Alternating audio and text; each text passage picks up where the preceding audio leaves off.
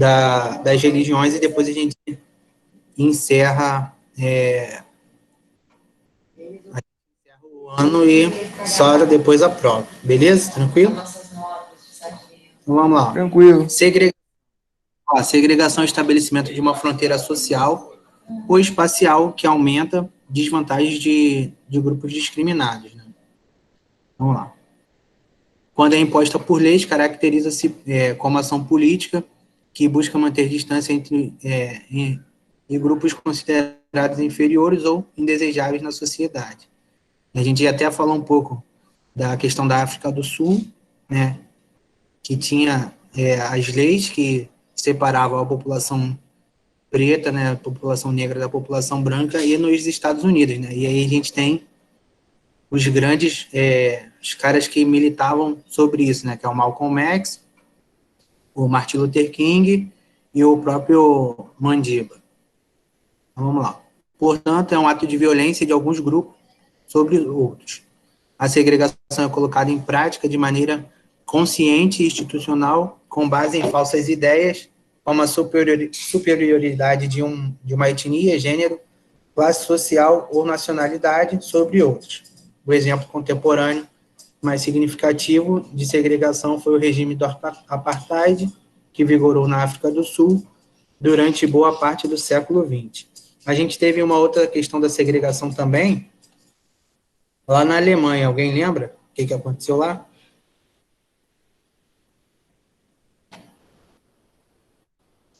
Nazismo. Ninguém lembra?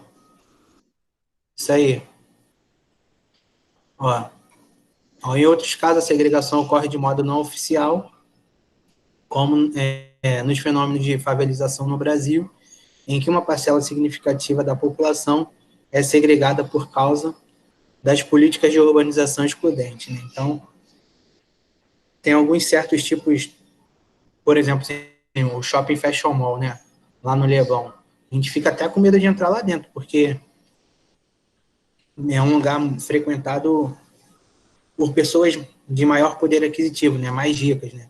E aí a gente sente até uma diferença quando a gente vai nesses lugares assim, né? Com a calça de R$ 2.000, de R$ 1.500, é algo inalcançável para a gente, né? Quem vai pagar um salário mínimo numa calça jeans, né? Então, esses lugares, assim, também acaba segregando as pessoas, né? Ou então até aquelas agências de veículos lá na Barra da Tijuca, que também só carro de 400 mil, 1 milhão, 500 mil reais, acaba segregando a própria população dentro de um espaço pequeno, né? Não só nas favelas, mas no asfalto também a gente vê esse tipo de segregação. Vamos lá. Dados apontam, por exemplo, que há tratamento diferenciado por parte do Estado em relação às áreas ocupadas pela população branca e aquelas onde moram os grupos segregados, negros, indígenas, mestiços e imigrantes.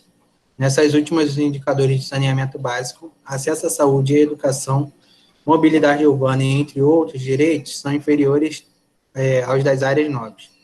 Já os índices de violência são bem maiores, muitas vezes em virtude da ação do Estado, seja pela ação violenta das forças de segurança contra a população civil, seja pela ausência do Estado, que permite a ocupação dessas áreas por grupos criminosos que oprimem de diferentes formas os moradores. Então, como aquela situação que eu falei, né, se a gente for aqui no Caramujo, no Catarina, a gente vai ver muito menos policiamento do que a gente vai ver em Caraí, Piratininga, São Francisco, né? Em ambos os tipos, a população... Calma aí, alguém pediu para entrar.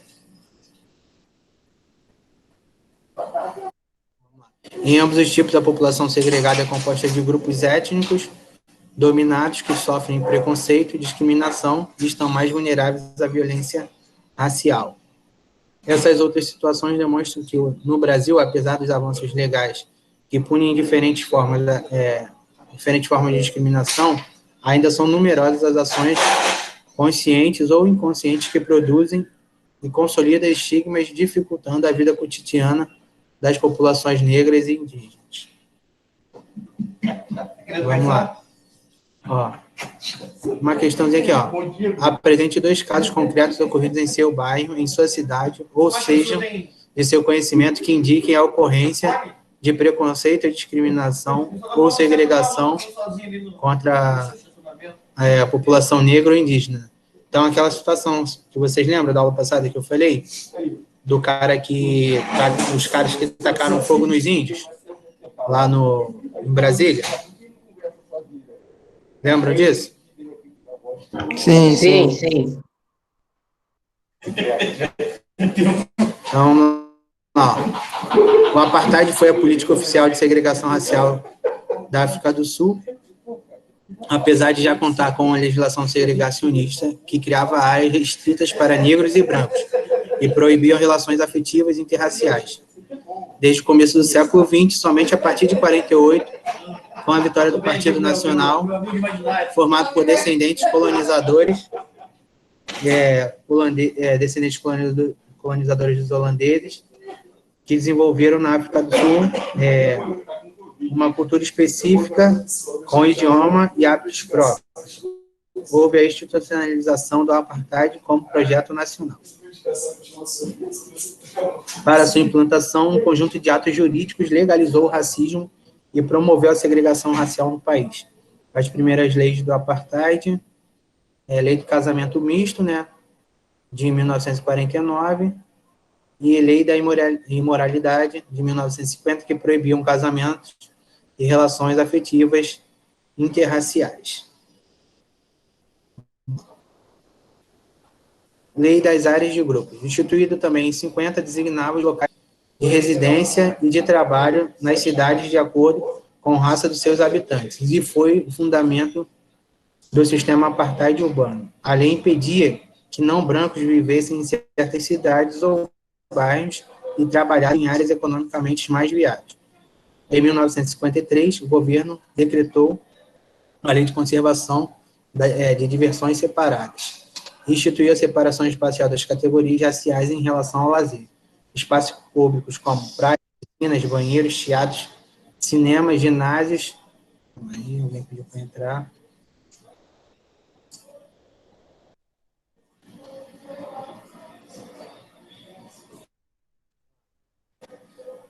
Ginásios de esportes, além de meios de transporte e bibliotecas, passaram a ser restritos de acordo com as categorias raciais estabelecidas pela Lei de Registro da População, que dividia a população entre grupos raciais: brancos, mestiços, indianos e nativos, que eram os negros. Então, aqui, uma sugestão para ler, de um livro, A Ilha Sob o Mar, por meio da trajetória de Arité, de outros personagens fictícios, Isabel Allende percorre densa história da escravidão no Haiti, cruzando a ficção com a realidade. A autora leva para a trama personagens reais e fatos históricos, que revelam um duro processo de segregação social no sistema da ilha durante a colonização por franceses e espanhóis. Ao mesmo tempo, mostra que o movimento de resistência negras e suas lideranças. O Haiti é um país muito curioso, por quê? O Haiti ele não teve a independência dele, né, financiada por outro país, assim como foi no Brasil e em outros lugares, né? Não era interesse de outro país que o Haiti se tornasse independente, né? Como eles eram colônia da França, eles se tornaram independentes por eles mesmos. Então, como não tinha outro país que investisse e fizesse acordos comerciais com eles, eles continuam numa situação de pobreza imensa lá, né? Então, a gente vê que essa situação perdura até hoje. E, por ser um país pobre, né, e ter todas essas dificuldades, com a ocorrência lá do terremoto, com a ocorrência do terremoto, o país entrou em praticamente calamidade, né? Até hoje, desde 2009 ou 2011, eu acho que o país ainda não conseguiu se recuperar dessa situação. Então, vamos lá. Continuando aí. Governo de Nelson Mandela. O regime segregacionista sul-africano terminou em 1994, né? Então durou aí cerca de 40 anos, com a eleição de Nelson Mandela, o principal líder da resistência da apartheid. Mandela esteve preso de agosto de 62 a fevereiro de 1990, né, 28 anos, e ao ser libertado aos 72 anos, em virtude das pressões políticas e sociais exercidas sobre o regime sul-africano por países de todo o mundo, continuou a luta contra a segregação sofrida pelos negros em seu país. Foi presidente da África do Sul de 94 a 99 e comandou a transição do poder do regime da apartheid para a África do Sul democrática e multirracial. Na atualidade, apesar do regime de segregação, a crise econômica e da desigualdade social faz com que a maior parte da população, do qual os negros são minoria absoluta, ainda viva em condições de pobreza e miséria. Esses dados são do relatório da Organização das Nações Unidas, intitulado O Estado das Cidades do Mundo, em 2010, coloca as cidades sul-africanas como Joanesburgo, Ekurhuleni e Buffalo City como algumas das cidades mais desiguais do mundo. E aí tem uma foto, né, do povo com a foto do Nelson Mandela.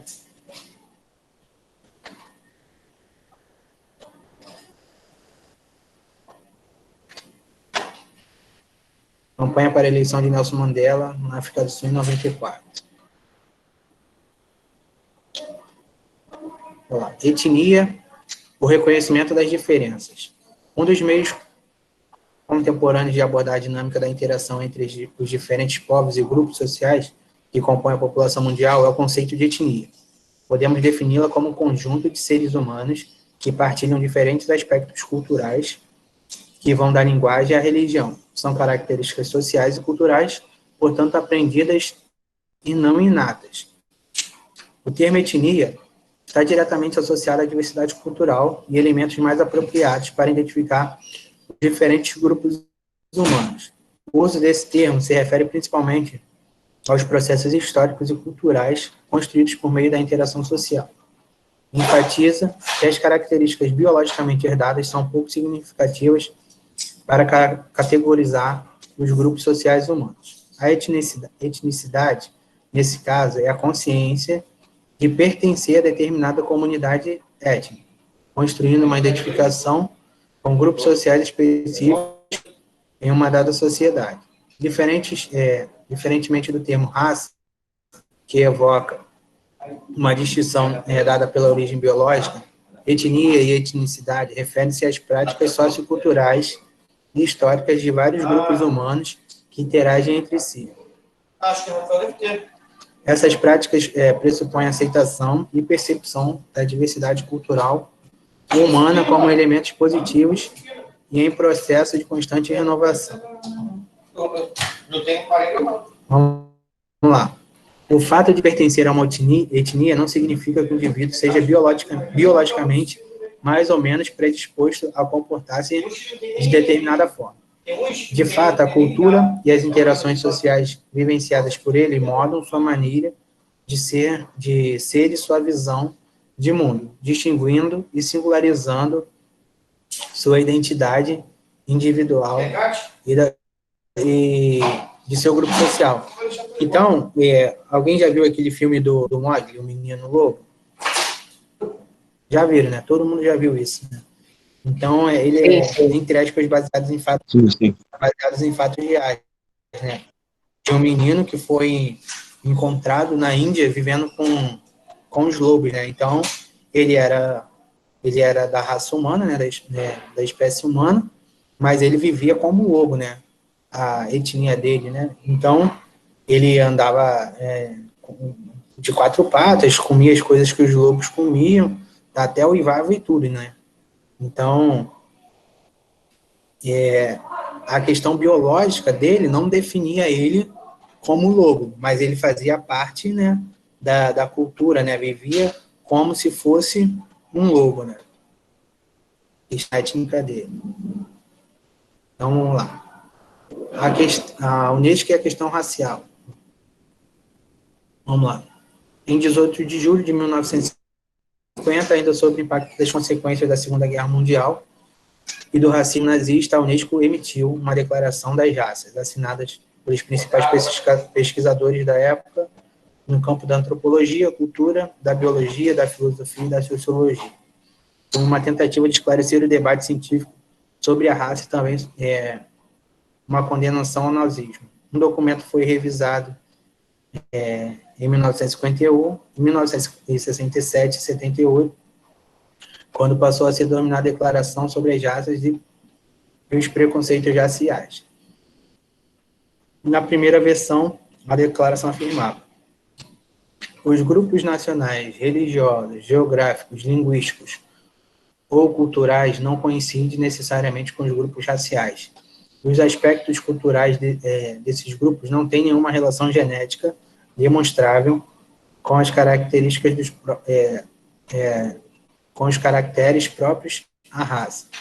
Os graves erros ocasionados pelo emprego da palavra raça na linguagem corrente tornam desejável que se renuncie completamente a esse termo, quando se trata da espécie humana, e que se adote a expressão grupo étnico. Em 10 de dezembro de 48, aquilo que a gente já falou. Dia Internacional dos Direitos Humanos foi dia 10 de dezembro. Por não carregar sentido biológico, o termo etnia colabora para combater a ideia equivocada de que a humanidade se dividiria em raças superiores. Em raças superiores e raças inferiores. Isso porque o conceito de etnia enfatiza a cultura e coloca a questão de diferença. Quando usado, o conceito pressupõe que o indivíduo pode pertencer a um grupo e aprender as características desse grupo, ou mesmo contribuir criando novas práticas ou inovando já existentes. É bastante comum um país abrigue diversas etnias. Por exemplo, estima-se que existem 305 etnias indígenas no território brasileiro, segundo estudo realizado pelo Instituto Brasileiro de Geografia e Estatística, IBGE, com dados do censo de 2010. Com base na noção de etnia, os estudos sobre a desigualdade social brasileira passaram a indicar como as relações sociais historicamente construídas no Brasil foram marcadas pelas injustiças vivenciadas pelas vítimas do racismo, de preconceito e da discriminação sustentada pela ideia equivocada das raças humanas. Isso foi um passo importante, pois até meados do século XX, as explicações biológicas eram empregadas por parte de estudos sobre as desigualdades sociais. Então, até a metade do século XX, né, 1950 por aí, ainda se acreditava, né, nessas questões, né, de que as pessoas que fossem negras ou mestiças ou indígenas, elas estariam pagando uma dívida, né, por terem a cor da pele ou por serem dessa etnia, né? É como se fosse um castigo biológico, entre aspas, de Deus, né? Então, vamos lá. A ênfase dada à etnia, a ideia da diversidade ou pluralidade cultural, colocou em as fundamentações biológicas do comportamento humano. Apesar disso, o termo raça ainda está presente no cotidiano das relações sociais em sociedades complexas como a brasileira. Tendo em vista que nesse tipo de sociedade, ele foi construído social e historicamente como uma categoria político-ideológica. Sobre a diversidade cultural para aprender que quanto mais etnias há, mais plural e mais rico é o país culturalmente. A difusão desse argumento nas sociedades contemporâneas pelos inúmeros movimentos sociais tem contribuído para a existência de políticas públicas que valorizam e respeitem as diferenças culturais e combatam os preconceitos, o racismo e as desigualdades no Brasil. Esse debate também tem contribuído para o uso combinado dos termos etnia e raça por meio da expressão etnorracial. Multiculturalismo, interculturalidade e ação afirmativa. O conceito de multiculturalismo surge nas sociedades contemporâneas como meio de combater, por um lado, a ideia da homogeneidade cultural, fundamentada na visão de identidade dos povos colonizadores europeus, e, por outro lado, né, as desigualdades sociais e as diversas formas de racismo, de preconceito e de discriminação social.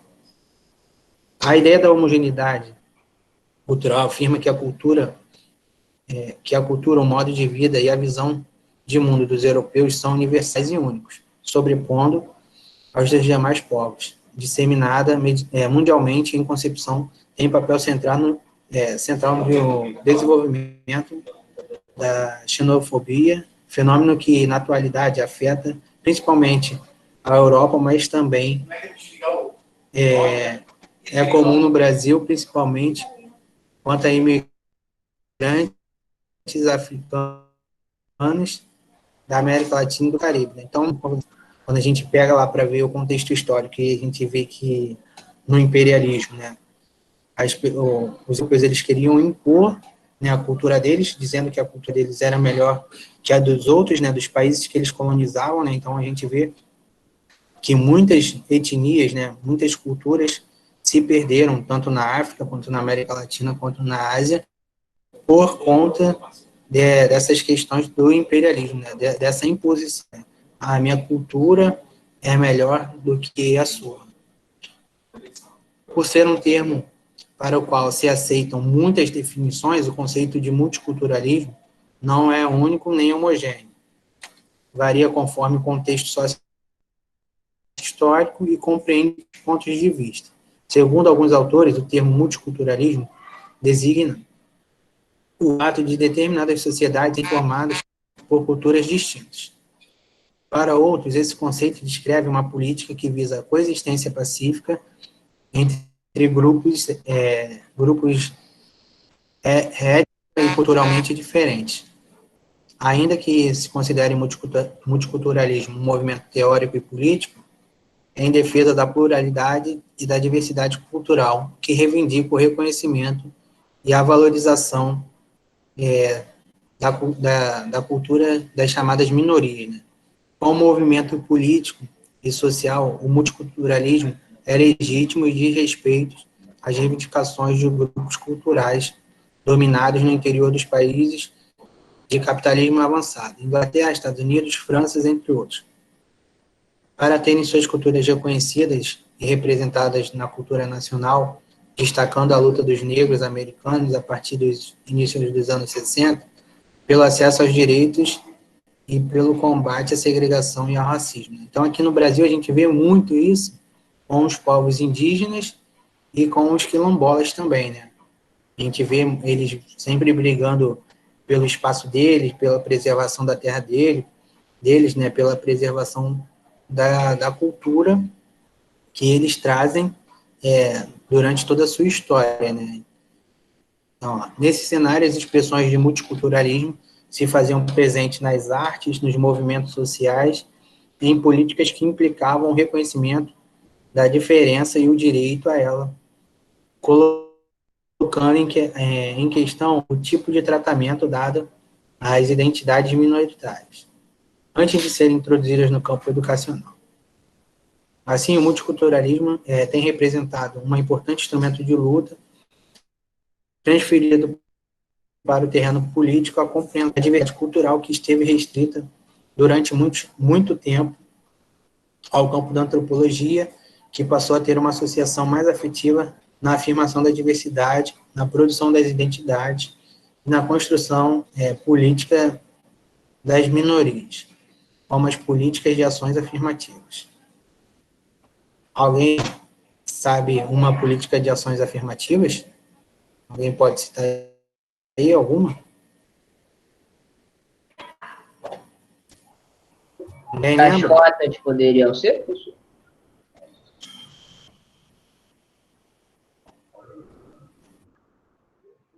Isso aí. Isso aí. Quando você tem o sistema de cotas, você está criando uma política de ações afirmativas. Vamos lá. Entre as críticas ao multiculturalismo, destaco-se aquelas que apontam seu caráter eurocêntrico, como eu falei, na questão do imperialismo, e denunciam que várias culturas coexistentes nas sociedades são reconhecidas de maneira subordinada, sem questionar a ordem hegemônica e atribuída ao europeu, a cultura ocidental, né? Então, muita gente acha que o europeu é mais inteligente que o americano ou que o latino, né? Ou que os asiáticos também são mais inteligentes que nós. Então, a gente vê que a gente tem tantas pessoas, né, que se destacam, né, dentro do campo acadêmico, no Brasil, como em outros países também, né? Um exemplo disso é o modo como as populações negras e indígenas são incorporadas à cultura escolar. Ó, muitas vezes, os currículos ignoram a contribuição desses grupos para a construção do conhecimento. Seus saberes são desconsiderados pelos currículos e pela organização escolar, sendo essa uma das causas das dificuldades de adaptação e do fracasso escolar de estudantes negros e indígenas na escola básica, principalmente nas áreas urbanas, onde a difusão de ideias eurocêntricas é mais forte. Ó, para promover mudanças nesse modelo, é desenvolvida outra forma de pensar a diversidade, a interculturalidade crítica, que compreende a sociedade com base nos conflitos sociais.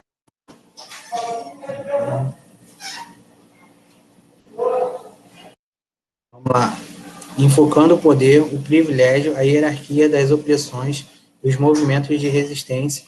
Essa visão engloba a diversidade dentro de uma política comprometida com justiça social, questionando a construção das diferenças e dos preconceitos contra aqueles percebidos como diferentes e marginalizados. Vamos lá. Crime de racismo e xenofobia em uma universidade paulista. Em abril de 2012, a imprensa divulgou a ocorrência de práticas de intolerância, racismo e xenofobia em uma universidade paulista. A Unesp vai pedir à Polícia Federal que apure os crimes no campo de Araraquara, xenofobia, que é antipatia contra estrangeiros e discriminação contra um grupo de estudantes africanos. Além disso, a direção da Faculdade de Ciências e Letras, onde ocorreu a manifestação, irá comunicar o fato ao Ministério Público. O campus conta com 26 estudantes oriundos da África, sendo 23 na Faculdade de Ciências e Letras, 2 no Instituto de Química e 1 na Faculdade de Ciências Farmacêuticas, que vieram estudar no Brasil por convênio internacional. A inscrição sem cotas aos animais da África. Não, a inscrição é o que estava escrito, né? Sem cotas aos animais da África, revoltou os professores e alunos da unidade, algumas frases de repúdio escritas no mesmo lugar na universidade, com espaço aberto aos estudantes. Os universitários africanos registraram um boletim de ocorrência por discriminação no 4º Distrito Policial. Eu fiquei muito triste em saber que tinha gente que ainda tem esse tipo de pensamento negativo. Observa Fiston Angeb, que estuda economia. É inexplicável sofrer um ato de racismo e xenofobia. É um ato desumano. Completa Alfa Embalo, estudante de Ciências Sociais. Aí tem aqui, né, pichação ao conteúdo racista nas paredes da Faculdade de Ciências e Letras.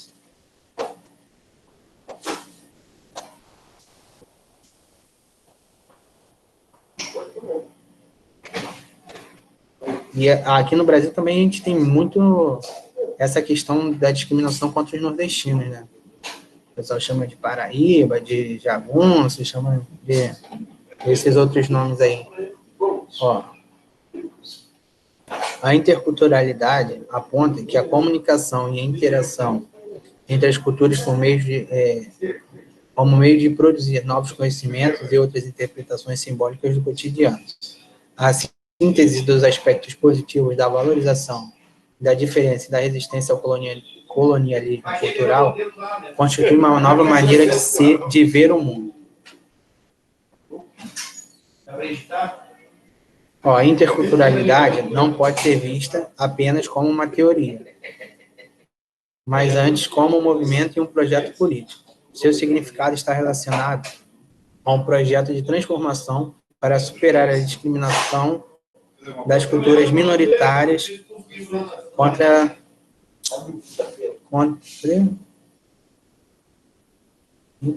minoritárias que devem ter...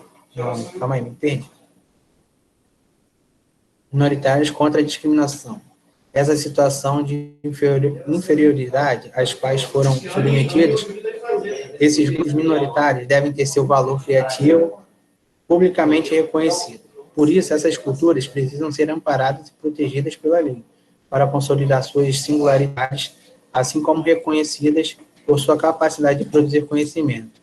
Nesses termos, o direito passa a ser uma ferramenta fundamental para criar as condições da sociedade multicultural, né? Então, por isso essa questão que a gente tem, né?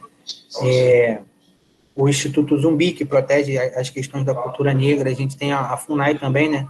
Que protege também as questões indígenas. Então, a gente vê que essas leis são importantes para proteger, né? O direito é importante para poder proteger essas minorias, né? A sociedade brasileira apresenta relações de grande desigualdade entre os descendentes dos povos que lhe deram origem, os afros brasileiros, descendentes da diáspora africana, e os indígenas, descendentes das populações nativas, estão em maior desvantagem no contexto atual das relações sociais no Brasil. Entre nós, segundo sociólogos Hayassis, no campo da educação, o multiculturalismo vem sendo configurado desde o final do século passado, com um novo olhar analítico sobre as múltiplas relações que permeiam o processo de discriminação racial como forma de exclusão. A construção da cidadania, a formação de subjetividade e o papel que a educação desempenha nesses processos. Em outras palavras, não basta apenas criar dias específicos para celebrar as culturas negras e indígenas, mas incorporar efetivamente, em condições de igualdade, essas culturas no conjunto dos conhecimentos transmitidos pela escola e pela sociedade. Somente assim poderemos combater de modo eficaz o racismo. Vamos lá. Desde as últimas décadas do século passado, diversos grupos, organizações e movimentos sociais reivindicam melhores condições econômicas e sociais. Grupos como os de mulheres, negros, indígenas, homossexuais, entre outros, lutam pelo reconhecimento, pelo respeito e pela valorização de sua cultura e de suas diferenças. No caso dos negros brasileiros, buscam também reparação pelas injustiças causadas pelos diversos meios de exploração e discriminação, a escravidão, fazendo emergir o que passou a ser denominado ação afirmativa. Total. Vou passar isso aqui.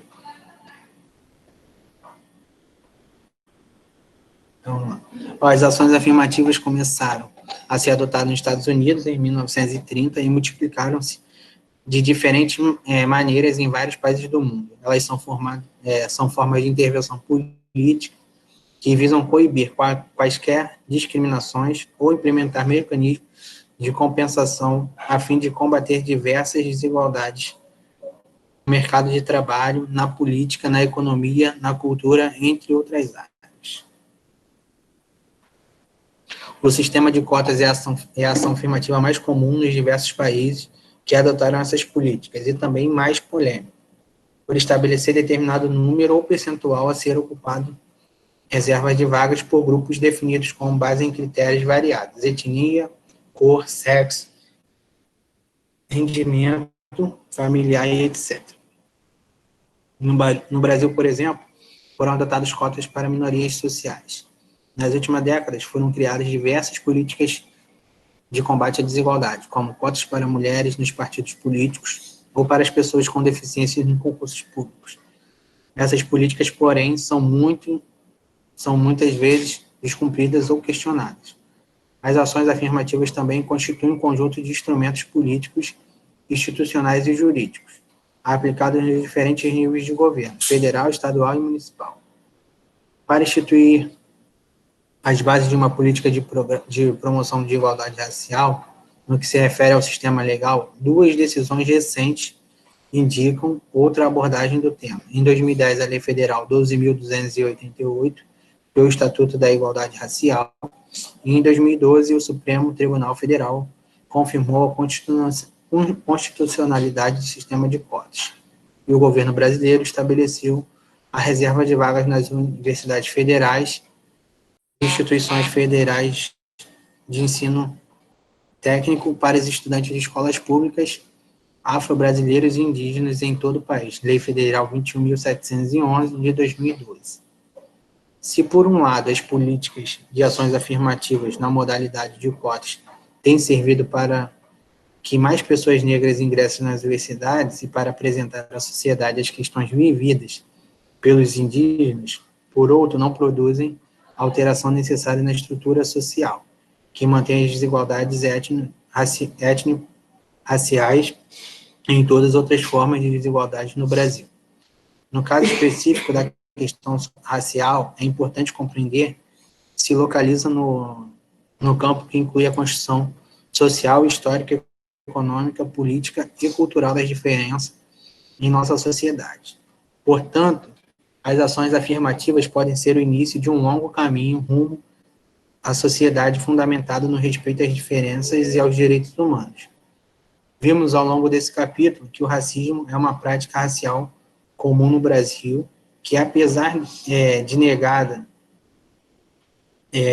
por parte da população, afeta cotidianamente as populações negra e indígena, desde o período colonial. O racismo brasileiro se manifesta por preconceito, discriminações e segregações, que ocorrem de modo explícito ou velado. Procuramos demonstrar que o racismo é uma construção social que sustenta o meio de suas supostas teorias científicas que são incorporadas pelos brasileiros e tornam-se modos de agir. O combate ao racismo passa necessariamente pelo reconhecimento da sua existência e das consequências que ele produz na sociedade. Nas últimas décadas, a combinação de uma reflexão teórica comprometida com a transformação das relações raciais e as ações afirmativas, fruto da luta de diversos movimentos sociais, tem produzido os novos modos de enfrentamento da questão racial, o que permite vislumbrar a possibilidade das condições de vida das populações negras e indígenas. Vimos ao longo desse capítulo que o racismo é uma prática social comum no Brasil e que, apesar de negada por boa parte da população, afeta cotidianamente as populações negras e indígenas, desde o período colonial. O racismo brasileiro se manifesta por preconceito, discriminações, segregações, e vou ter ele aqui, que ocorrem de modo explícito ou velado. Repetiu? Aham. Calma aí, então. Tá. As décadas, a combinação da reflexão teórica comprometida com as transformações das relações sociais e as ações afirmativas, fruto de luta tem produzido os novos modos de enfrentamento da questão racial. Isso aqui então já foi. Beleza.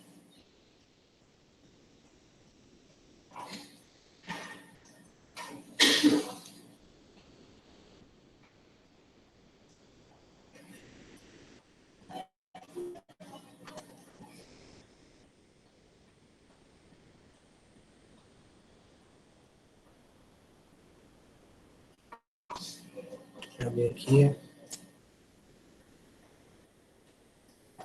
O que acontece? Eu vou deixar para vocês fazerem os exercícios, né? E o que vou parar a apresentação aqui.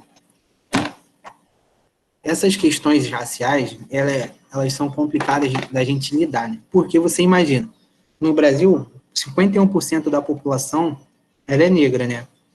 Então, por que a gente não tem 51%, né, dos negros na política? Por que a gente não tem 51% dos negros nas faculdades de medicina, né? Então, vamos botar, são 100 vagas, vamos botar numa turma de medicina. Então, 51, se a gente tivesse uma igualdade racial, né, 51 alunos teriam que ser negros e os outros 49, né, entre aspas, brancos ou das outras etnias, né? Então, a gente vê que essa desigualdade ela é muito grande. Se você for entrar numa faculdade de medicina, de engenharia, até nas faculdades públicas, às vezes, se você for fazer um comparativo, a minoria fazem parte da população negra, sendo que a maioria da população brasileira, 51%, são negros, né? Então, a gente vê que é um processo que ainda vai demorar muito para se estabilizar, né? Para diminuir essa discriminação, essas desigualdades, essa segregação que as populações, entre aspas, que sofrem com as minorias, né?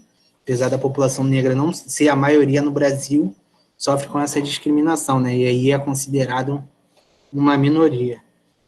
Então, essa dificuldade que essa segregação, essa discriminação, esse preconceito que essas populações, né, que essas etnias vêm sofrendo ao longo dos anos, e essas políticas afirmativas visam tentar trazer, de alguma forma, né, uma compensação por conta de toda essa questão histórica. Eu vou deixar para vocês fazerem os exercícios. Deixa eu botar aqui de novo. Vou deixar para vocês fazerem um exercício. E aí, na próxima aula, a gente corrige. E aí, depois eu vou passar para vocês só a questão das religiões no mundo. E aí, a gente encerra, e aí fazem a prova e já entram de férias, né? Página 118. É 118 e 119, não é isso? Quem não tem o livro, dá para acessar o livro na plataforma. Hein? Beleza? Página 118 e 119. Quem chegou depois aí, todo mundo ficou com 3 na feira. Então, já anotem aí que todos ficaram com 3 na feira. Beleza? Tranquilo? Alguém quer falar alguma coisa, perguntar alguma coisa? Ô, Glauco, põe lá na plataforma também.